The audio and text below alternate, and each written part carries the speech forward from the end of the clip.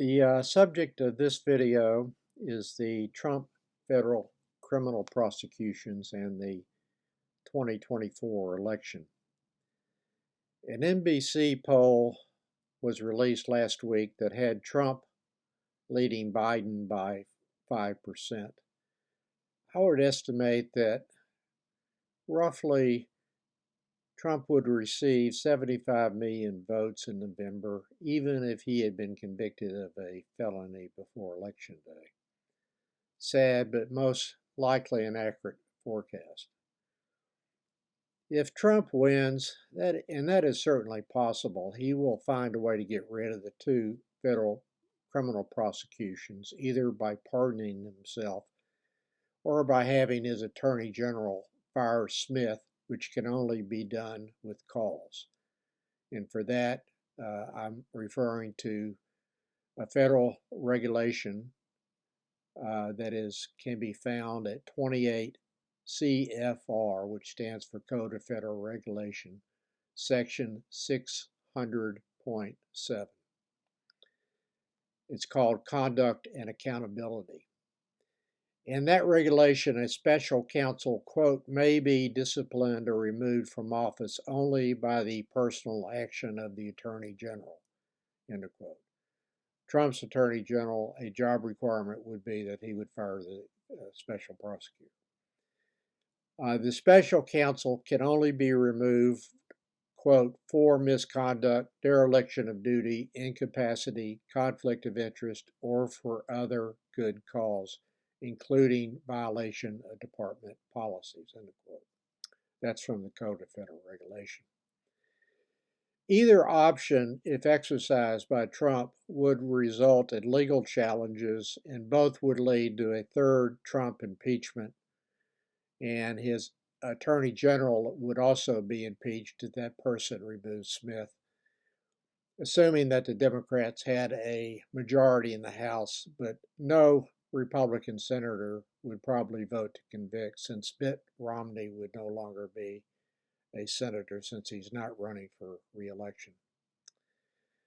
Those who vote for Trump in the 2024 election would not be the least bit chagrined by Smith being removed and the prosecutions ending against Trump. Those voters believe that Trump is the victim, a belief that exists without knowing the actual evidence supporting the prosecutions, but simply accepting as true what Trump has told them, which includes his claims that the prosecutions are a witch hunt, were directed and are being directed by Joe Biden, his opponent in the upcoming election, and were launched in an effort to deny him re-election. No jury verdict finding Trump guilty of a felony will be considered valid by those Trump voters, as Senator J.D. Vance of Ohio emphasized in an interview yesterday, but would be valid if a Democrat had committed the same conduct.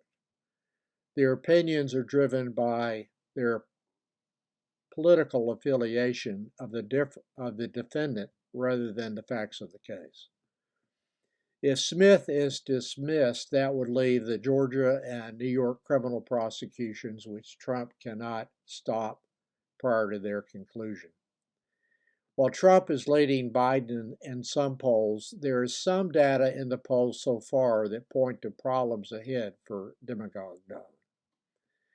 There is a video that can be found at the Wall Street Journal YouTube channel that highlights some polling results from Iowa and New Hampshire that are showing more Republicans than normal claiming they will not vote for Trump if he is a Republican nominee. And it must be remembered that the Iowa caucuses were held in very unfavorable weather conditions, and only the most committed Republicans would have bothered to attend, in my opinion. Trump has lost a significant percentage of Republican core voters, primarily women, higher income individuals, and college-educated persons. The Iowa poll found that 20% of the persons voting in the Republican caucus said they would not vote for Trump as the Republican nominee for president. One major reason why he lost the 2020 election is that Biden kept 95% of those who identified themselves as Democrats, while Trump kept 91% of the Republicans. See the Wall Street Journal video that I previously mentioned, starting at 4 minutes and 12 seconds. It cannot be known now whether those voters will implement that position on election day, either by voting for Biden or staying at home. I suspect now that at least 80% of Republicans or Republican-leaning independents will vote for Trump, even if he is convicted of a felony before the election. I define a Republican-leaning independent as someone who once voted for a Democrat no more than twice and has voted for Republicans ever since and is indistinguishable in their political beliefs from a Trump supporter. But it is likely that Donald will continue alienating up to 20% of the Republicans until Election Day. He can't help himself and soften his dog whistles to the MAGA base. Among Republicans, there are two distinct camps who may refuse to vote for Trump in 2024. One camp consists of people who have told me or publicly stated that they believe Trump is crazy, off his rocker crazy, but may vote for him nonetheless since they are opposed to Democrat legislative priorities. Some of those people may start to waver. They would never vote for Biden, but may be too disgusted with Trump to vote for him a third time. The second camp did not vote for Trump in 2020, may have done so with reservations in 2016, and their opposition has only grown since the 2020 election based on Trump's actions, including his involvement in the insurrection. Those Republicans, a distinct minority in the party, still place a premium on democracy and are repulsed by Trump's character, particularly those traits that his cult members find so attractive in him. I am not seeing much of a shift from one camp to another, though I have heard a comment or two that someone was considering moving from the Never Trump camp to a vote for Biden, considering him to be the less bad alternative. There is a lot of talk about which one of the older than me guys is the least bad choice.